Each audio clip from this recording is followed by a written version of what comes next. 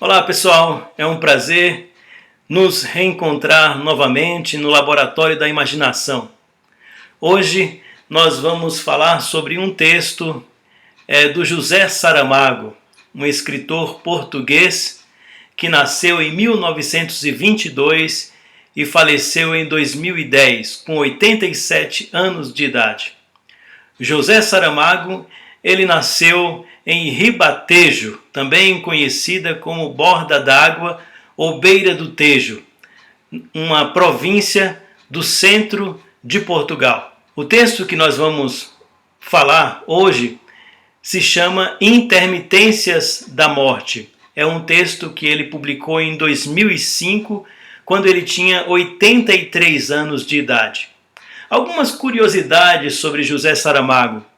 Ele nasceu em uma família camponesa do Ribatejo, com poucas condições financeiras.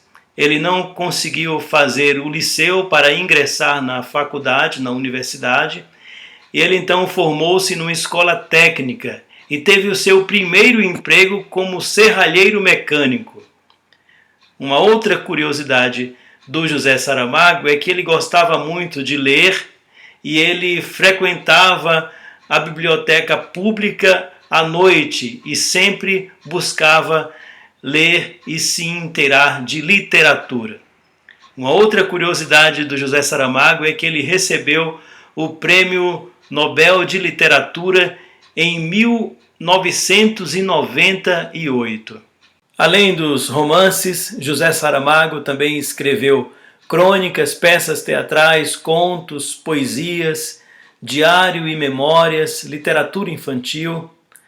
A obra do Saramago é vasta e riquíssima em termos de literatura portuguesa. Vale muito a pena conhecer e ler este autor. Então, pessoal, está aqui As Intermitências da Morte. Embora o Laboratório da Imaginação de hoje não vá abordar todo o romance, mas apenas uma fábula que está inserida neste romance, eu vou passar de maneira geral uma visão sobre o texto As Intermitências da Morte. É interessante porque ele começa justamente assim: no dia seguinte ninguém morreu. No dia seguinte a quê? O que anteriormente estava acontecendo para que no dia seguinte não morresse. É interessante observarmos que é um texto engraçado, é um texto que, embora fale sobre morte, fala de uma maneira leve, fala de uma maneira suave, fala de uma maneira inclusive risível, né? Como dizia Freud, por meio do humor nós falamos muitas coisas, inclusive a verdade. A verdade é que na virada do ano a morte resolveu passar as suas funções para a sua gadanha.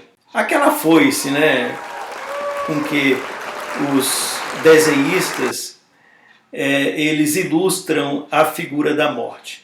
Então, assim, a morte resolveu passar as suas funções para a sua gadanha e tirou um tempo para uma atividade particular, que eu não vou dizer qual foi para não tirar a graça, né, e dar aí um spoiler para vocês que de repente se interessarem em ler a obra. Interessante é que a partir então do primeiro dia do ano ninguém morreu. E a princípio, nesse país em que a morte estava ausente, Interessante é que a morte da qual se trata aqui nesta obra não é a morte com M maiúsculo, não é a morte de todos os seres, mas é a morte em particular dos seres humanos daquele país específico. Ou seja, continuavam morrendo vegetais, outros mamíferos, peixes, mas os seres humanos daquele país não estavam morrendo. A princípio isso causou uma certa inveja entre os países vizinhos, porque afinal de contas, olha, aquele país descobriu o elixir da vida. Mas com um determinado tempo, isso durou durante 6 meses, com um determinado tempo começou-se a aparecer as complicações advindas da possibilidade de não existir morte, ou da não morte se prolongar por muito tempo. Então, assim, os filósofos começaram a discutir como que seria o pensamento, como que seria a reflexão, como que seria a subjetivação, como que seria pensar em um mundo sem morte. Os religiosos começaram a discutir, então, essa possibilidade do futuro da igreja. Como que a igreja teria futuro sem haver morte? Olha, a igreja ela se sustenta sob o dogma de que a ressurreição vencerá a morte. Mas e se não houver morte? Como que poderá haver ressurreição? Então, assim, isso se tornou um entrave, isso se tornou uma questão problemática de discussão entre os religiosos. Os economistas, eles discutiram também essa questão de um mundo sem morte, porque, afinal de contas, cada dia aumentava o número das pessoas inativas, ou por velhice, ou por doenças e complicações adversas. E esse aumento do número dos inativos era tamanho, desproporcional, em absurdo, ao número das pessoas que eram ativas. Então, assim, isso a médio e longo prazo se tornaria um caos, porque como que iria haver condições de a população ativa, através dos seus impostos e através da previdência, conseguir sustentar a população inativa? Isso se tornou um problema muito sério. E eles estavam então discutindo e conversando e extremamente ansiosos com essa questão, com esse problema da ausência da morte. Até que a morte então resolveu se expressar e ela escreve uma carta. E essa carta, então, ela é noticiada em televisão, né, em circulação televisiva.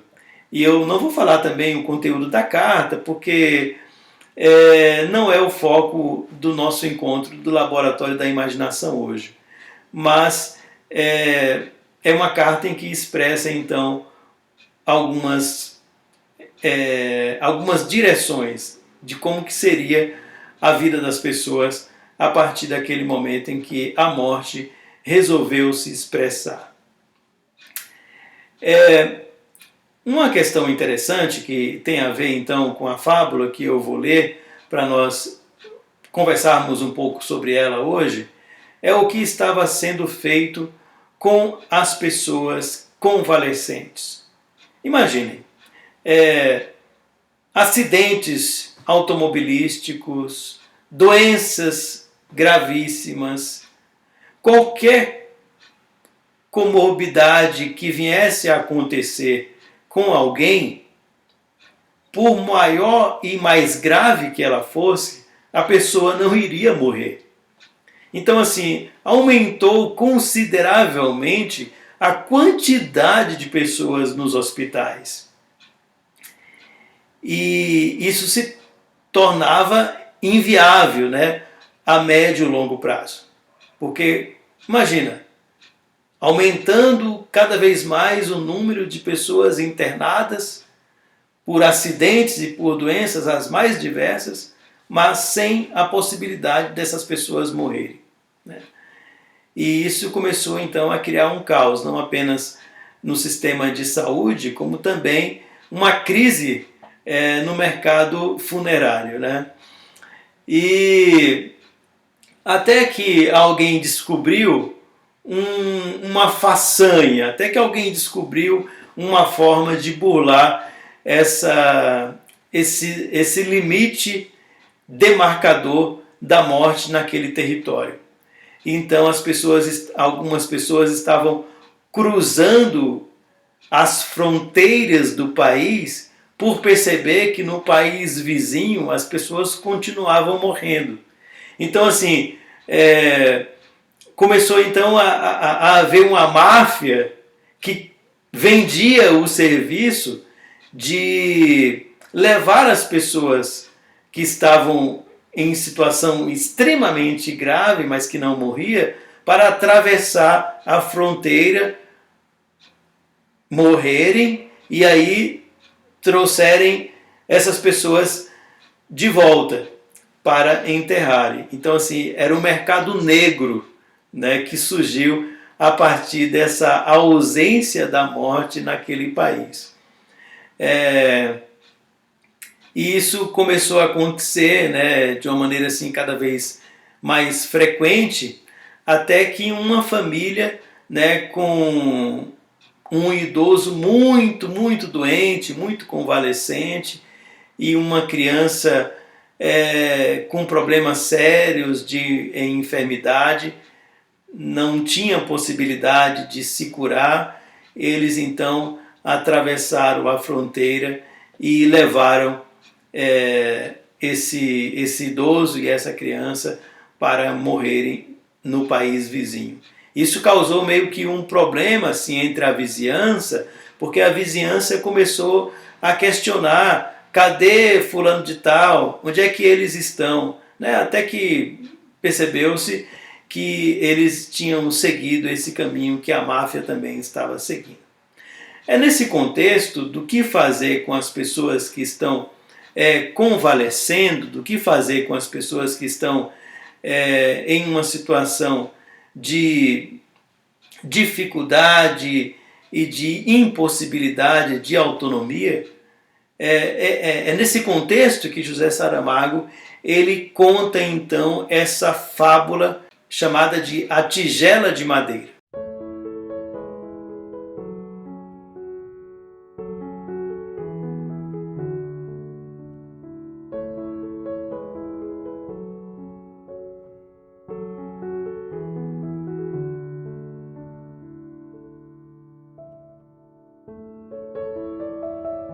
O texto da fábula A Tigela de Madeira começa assim. Era uma vez, no antigo país das fábulas, uma família em que havia um pai, uma mãe, um avô que era o pai do pai e aquela já mencionada criança de 8 anos. Um rapazinho. Ora sucedia que o avô já tinha muita idade.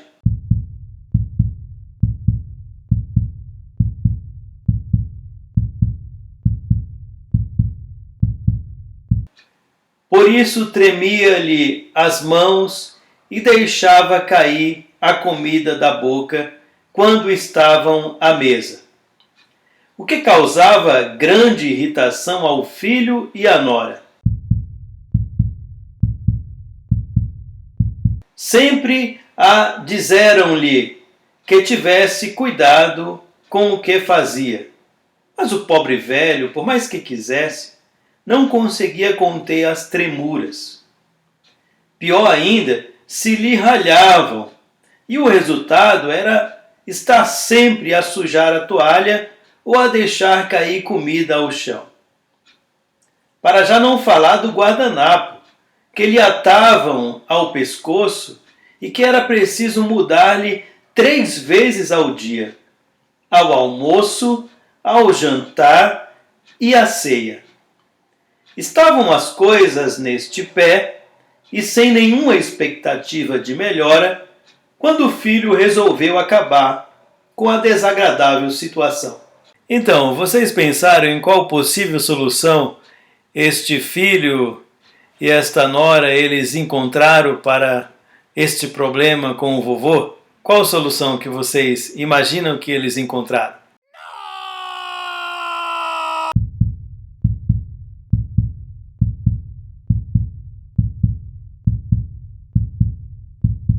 Estavam as coisas neste pé, e sem nenhuma expectativa de melhora, quando o filho resolveu acabar com a desagradável situação. Apareceu em casa com a tigela de madeira e disse ao pai: "A partir de hoje passará a comer daqui. Senta-se na soleira da porta, porque é mais fácil de limpar. E assim já a sua nora não terá de preocupar-se com tantas toalhas e tantos guardanapos sujos." E assim foi. Almoço, jantar e ceia. O velho sentado sozinho na soleira da porta, levando a comida à boca conforme lhe era possível. Metade perdia-se no caminho, uma parte da outra metade escorria-lhe pelo queixo abaixo. Não era muito que ele descia finalmente pelo que o vulgo chama o canal da sopa. Ao neto parecia não lhe importar o feio tratamento que estavam a dar ao vovô. Olhava-o, depois olhava o pai e a mãe, e continuava a comer como se não tivesse nada a ver com o caso. O que vocês acham que essa imagem do avô comendo na soleira da porta, enquanto o pai e a mãe eles comiam e faziam as refeições à mesa junto com ele, o que você acha que esse neto ele fez a partir dessa impressão que ele teve? Vamos ver então na continuação da história?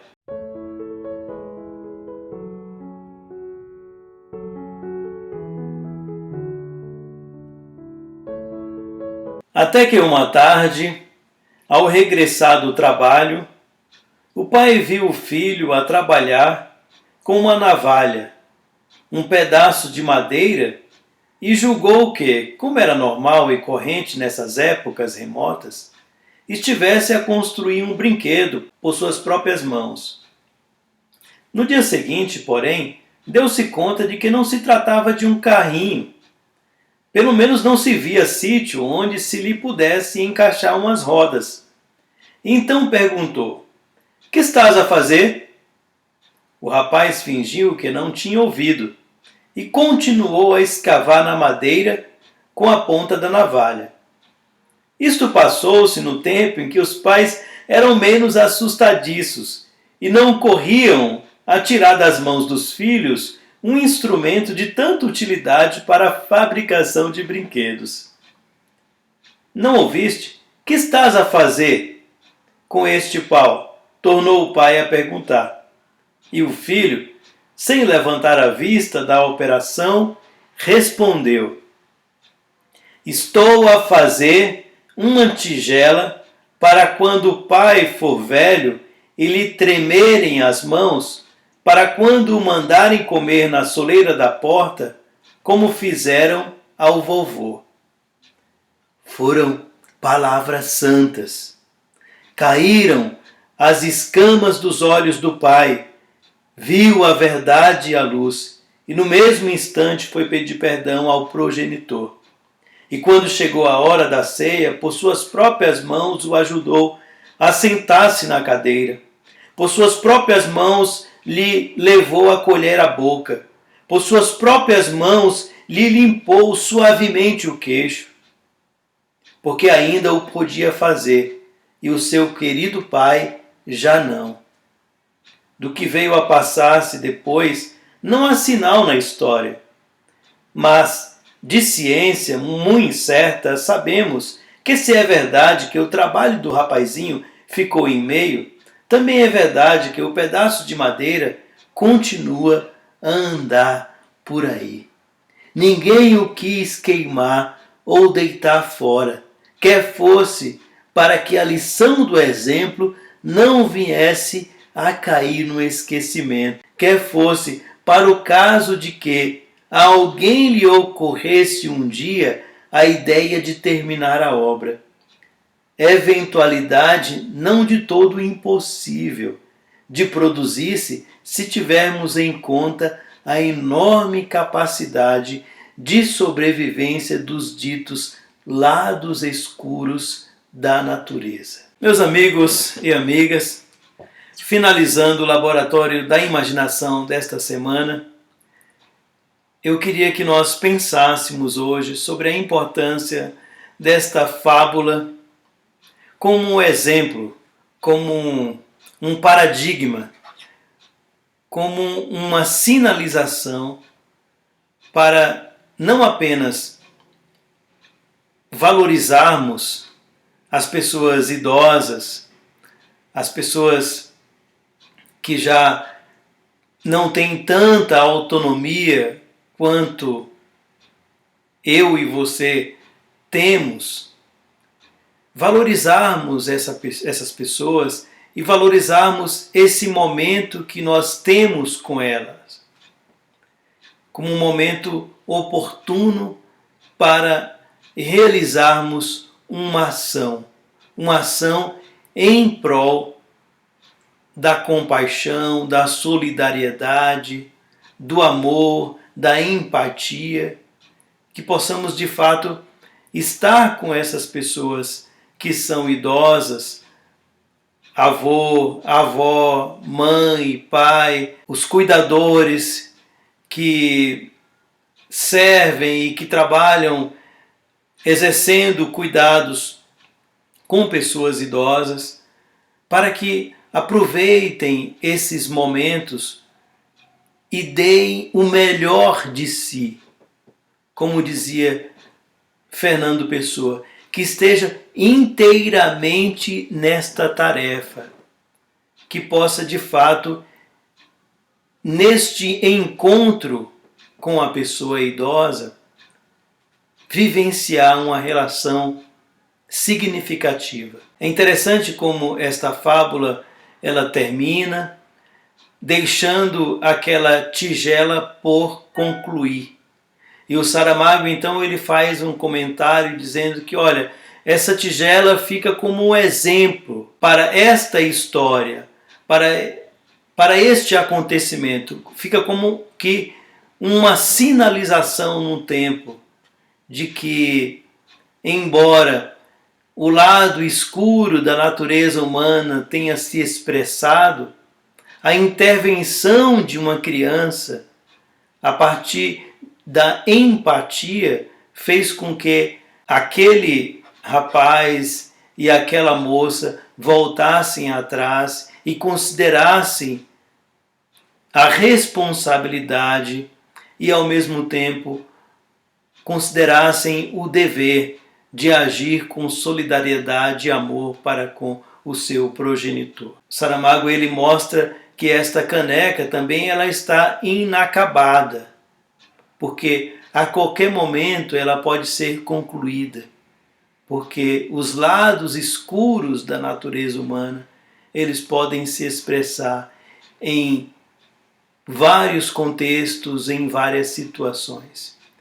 Espero que vocês, enquanto pessoas idosas, possam prestarem bem atenção na forma como estão sendo cuidados e exijam que sejam cuidados com atenção, com carinho, com responsabilidade, com amor, com respeito, porque é assim que vocês merecem serem tratados. Um abraço virtual, nos encontramos na próxima semana. Tchau, tchau.